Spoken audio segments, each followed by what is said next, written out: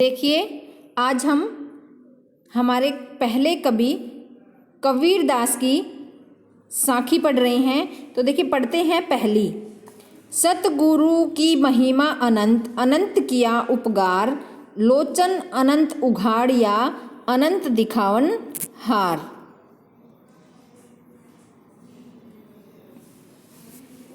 कबीरदास जी कहते हैं, पहले इसका प्रसंग पढ़ते हैं हम। प्रस्तुत पंक्तियां हमारी हिंदी की पाठ्य पुस्तक मध्यकालीन काव्य कुंज में संकलित कबीरदास जी द्वारा रचित साखी नामक रचना से ली गई है। तो पहला जो है सतगुरु की महिमा, इन पंक्तियों में कबीरदास जी सतगुरु की महिमा का वर्णन कर रहे हैं। दोबारा बता देती हूँ आपको एक बार मैं। प्रस्तुत पंक्तियां हमारी हिंदी की पाठ्य पुस्तक मध्यकालीन काव्य कुंज में संकलित कबीरदास जी की रचना साखी से ली गई है। इन पंक्तियों में कबीरदास जी सतगुरु की महिमा का वर्णन करते हुए कहते हैं कि सतगुरु की महिमा अनंत, अनंत किया उपकार, लोचन अनंत उघाड़िया, अनंत दिखावन हार। सतगुरु जी, कबीरदास जी कहते हैं कि सतगुरु की जो महिमा है वो अनंत है, अपार है। अनंत किया उपकार, और मेरे ऊपर उन्होंने अनेकों उपकार किए हैं, मेरे अनेक भले उन्होंने किए हैं। लोचन अनंत उघाड़िया, अनंत दिखावन हार।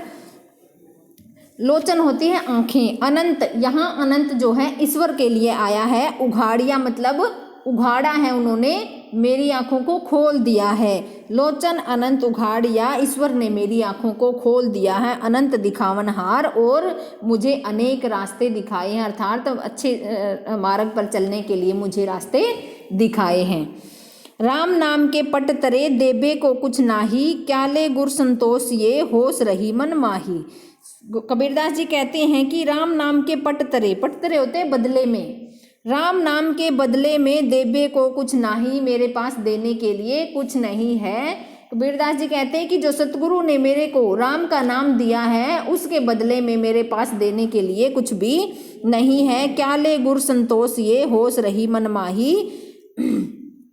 क्या ले गुर संतोष ये, होश रही मन माही। होश होती है उत्साह, रही मनमाही, मेरे मन में यही उत्साह बना रहता है कि मैं इसके बदले में मेरे गुरु को क्या दूं जिससे मुझे संतोष हो जाए, मुझे शांति प्राप्त हो। हंसे न बोले उन मनी, चंचल मेला मारी, कहे कबीर भीतरी विद्या, सतगुरु के हथियार।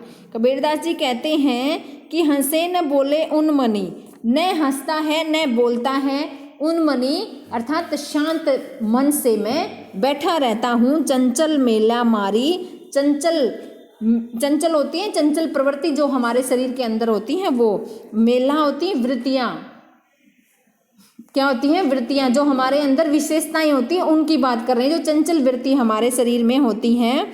चंचल मेला मारी, मेरी सारी चंचल जो प्रवृत्तियां हैं उनको मार दिया है किसने? मेरे सतगुरु ने। कहे कबीर भीतरी विद्या, मेरे हृदय में, भीतरी होता है हृदय, विद्या होता है बेंधना किसी चीज को। मेरे अंदर जो चंचल वृत्तियां थी उनको कबीरदास जी कहते हैं कि उन्होंने, मेरे सतगुरु ने उनको बेंध दिया है, मार दिया है। सतगुरु के हथियारी, और मुझे सतगुरु के जो उपदेश रूपी जो हथियार हैं वो प्राप्त हो गए हैं, और मेरी चंचल वृत्तियों को मेरे सतगुरु ने खत्म कर दिया है। इसलिए मैं हमेशा शांत बैठा रहता हूँ, शांत, और न हंसता हूँ और न बोलता हूँ, और बिल्कुल शांत स्वभाव से मैं बैठा रहता हूँ। पीछे लागा जाई था लोक वेद के साथी, आगे थे सतगुरु मिला, दीपक दिया हाथी। कबीरदास जी कहते हैं कि पीछे लागा जाई था, मैं पीछे लगा हुआ जा रहा था, अंधा अनुकरण कर रहा था। लोक वेद के साथी, लोगों के साथ और वेदों का जो अनुकरण है उसका अनुकरण करते हुए मैं अपने मार्ग पर चल रहा था। आगे थे सतगुरु मिला, आगे मुझे मेरे सतगुरु मिल गए। दीपक दिया हाथी, उन्होंने मेरे हाथ में जो ज्ञान रूपी दीपक है वो थमा दिया और मुझे आगे का रास्ता दिखलाया।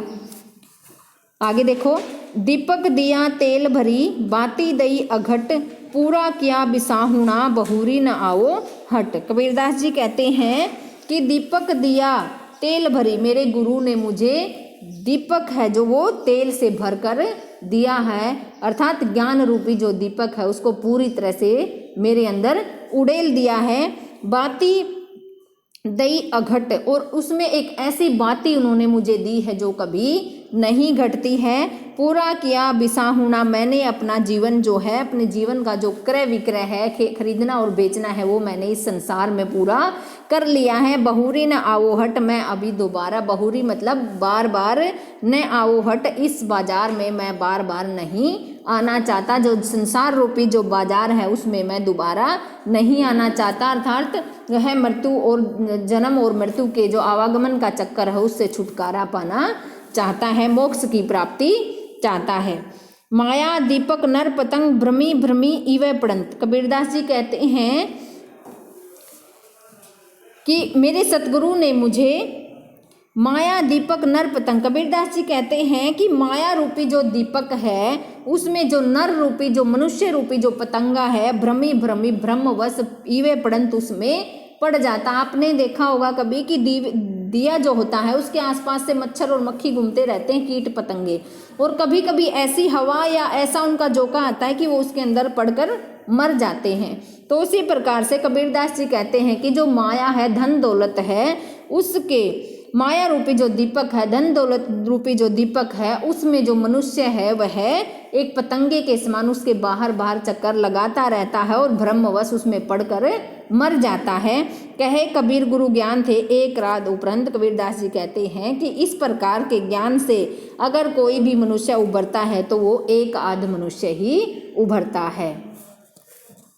कबीर बादल प्रेम का हम परी वर्षा आई, अंतरी भीगी आत्मा हरी भई बनराई, कबीरदास जी कहते हैं कि बादल रूपी जो प्रेम रूपी जो बादल है, हम परी वर्षा आई, हम पर बरस रहा है। मेरे सतगुरु का जो प्रेम रूपी जो बादल है मेरे ऊपर बरस रहा है। अंतरी भीगी आत्मा, उस बादल ने मेरे अंदर की जो आत्मा है उसको भिगो दिया है। हरी भरी बनराई, और बाहर जो हरी भरी जो वनस्पतियां हैं, पेड़ पौधे हैं, उनको भिगो दिया है। अंदर तो मेरी आत्मा को उन्होंने साफ बना दिया है और बाहर जो पेड़ पौधे वनस्पति है उनको हरा भरा बना दिया है। भक्ति भजन हरि नाव है, दूजा दुख अपार, मनसा बाचा क्रमणा कबीर सुमरिन सार, कबीरदास जी कहते हैं कि भक्ति भजन हरि नाव है, हरि के ही नाम है। दूजा दुख अपार, यह दूजी जो जितनी भी सारी दूसरी जो काम है इस संसार में वो सारे दुखों का कारण होते हैं। मनसा वाचा कर्म ना, मन वचन और कर्म से अगर हम सुमरण सार, अगर हम भगवान का सुमरण करते हैं तो इस भवसागर से पार उतर जाते हैं। कबीर निर्भय राम जपी, जब लग दीवे बाती, तेल घटा बाती बुझी, सोवेगा दिन राती।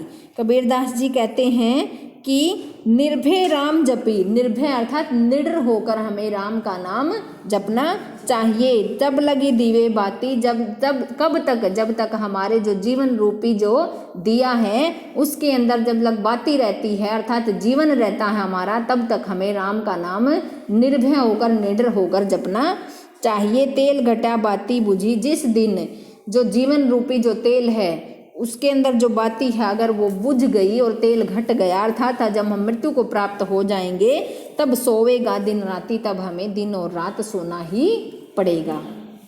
आज के लिए इतना ही।